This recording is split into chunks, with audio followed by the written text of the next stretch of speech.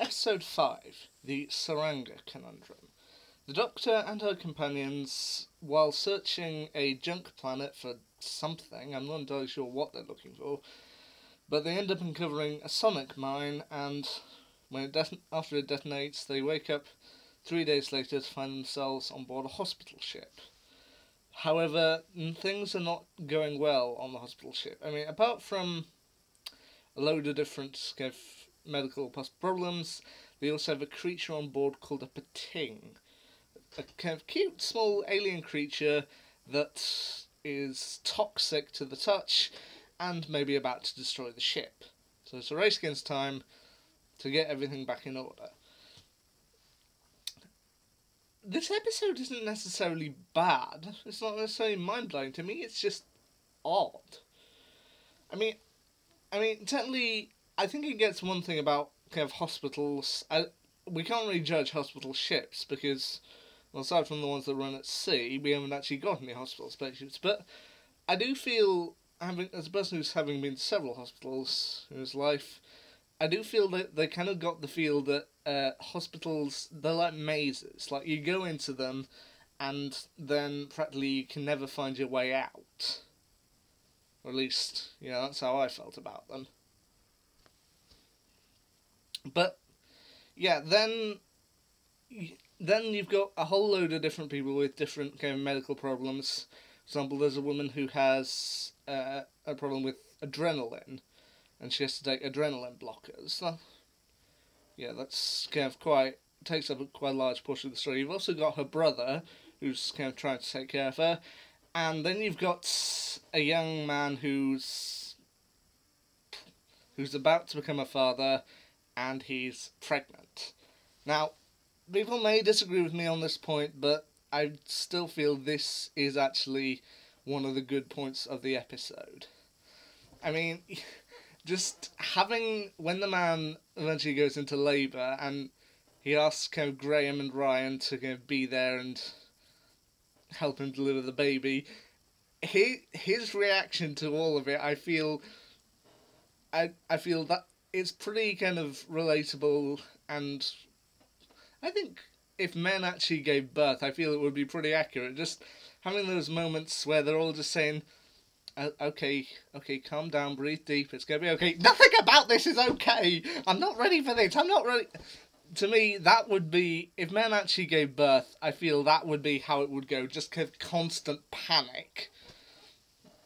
So, yeah, it might be offensive to some people, or again, for people who actually have given birth, it may not be realistic, but for me, that moment is just kind of funny, and I think it would be how we'd react. The rest of the episode, it's not necessarily, as I say, it's not necessarily bad, it's not necessarily brilliant, it's just, for me, kind of odd.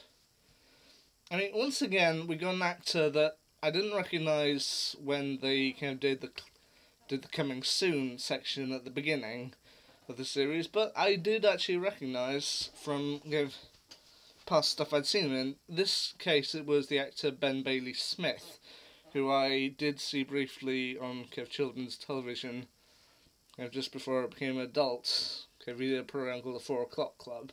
That, yeah, I did recognise him in, and I felt it was kind of a nice touch having him in. He plays the brother of the person who has to take adrenaline blockers, and he knows that she's hiding stuff, and he wants to help her out as much as he can, but then he also knows that if she continues down this path, it's going to kill her.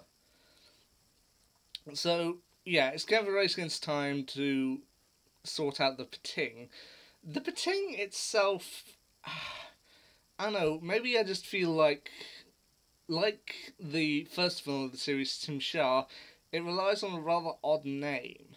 And I just think the creature itself is a little bit odd. I mean, it's cute, sure, but it's also, it's toxic to the touch, so I don't know, it just seems like a creature that's cute, but then also kind of aggressive, which I haven't seen before in other kind of sci-fi things, such as the aliens in Galaxy Quest. They operate on the same kind of thing of, they're cute, but they're also deadly.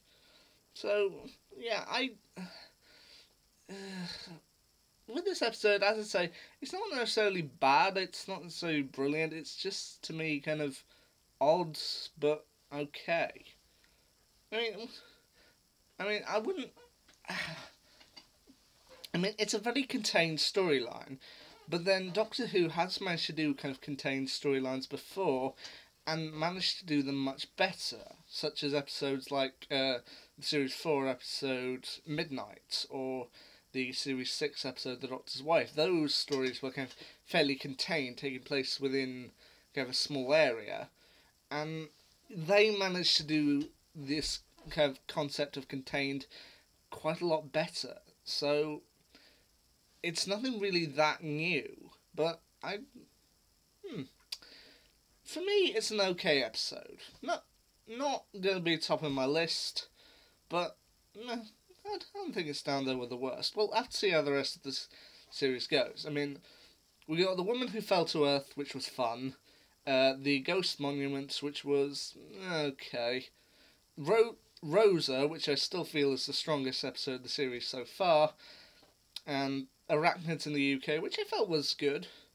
And I feel the Tsuranga Conundrum kind of maybe sits either on the same level with or just below Arachnids in the UK, and either on the same level or just below the Ghost Monument. So, it's not the best episode, but it's alright. But anyway, next week, Demons of the Punjab. That'll be interesting to see. Until then, see ya.